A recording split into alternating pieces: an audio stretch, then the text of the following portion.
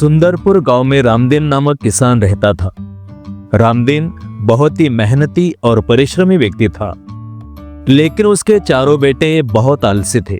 वे दिन भर यहाँ वहां बैठकर बातें करते और समय बर्बाद करते रहते। रामदीन अपने बेटों की इस आदत से बहुत परेशान रहता। उसे हमेशा उनकी चिंता सताती कि उसके बेटे भविष्य में अपना गुजारा कैसे करेंगे। एक रात रामदीन इन्हीं चिंताओं में खोया बैठा था कि उसकी पत्नी ने उसे एक उपाय सुझाया। अपने बेटों से ये कहो कि खेत में धन गड़ा है। यह उपाय सुनकर रामदीन प्रसन्न हो उठा। अगली सुबह रामदीन ने अपने चारों बेटों को बुलाकर कहा, मैं और तुम्हारी माँ बूढ़े हो गए हैं, हम दोनों तीर्थ यात्रा पर जा रहे हैं। मैंने खेत में धन गाड़कर छिपा दिया है, यदि कभी जरूरत पड़े तो उसे निकाल लेना। पिता की यह बात सुनकर बेटे बहुत खुश हो गए और मन ही मन प्रसन्न हुए कि अब कुछ दिनों तक पिता की डांट से छुटकारा मिल जाएगा। तीर्थ यात्रा पर जाने के कुछ समय बाद ही घर का अन्न समाप्त होने लगा।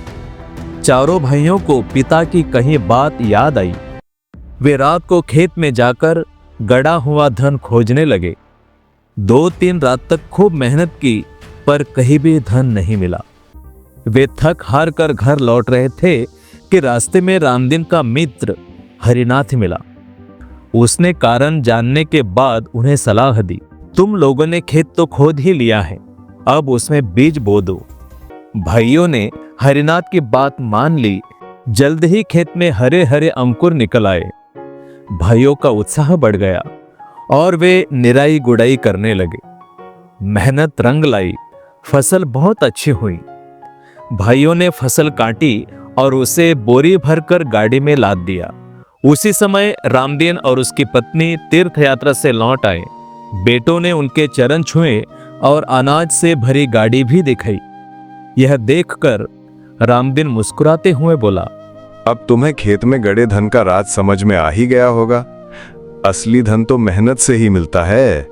बेटों ने सिर झुकाकर स्वीकार किया, हाँ पिताजी, अब हमें समझ में आ गया है कि जीवन में परिश्रम के बिना कुछ भी संभव नहीं। परिश्रम से ही धन और सुख कमाया जा सकता है।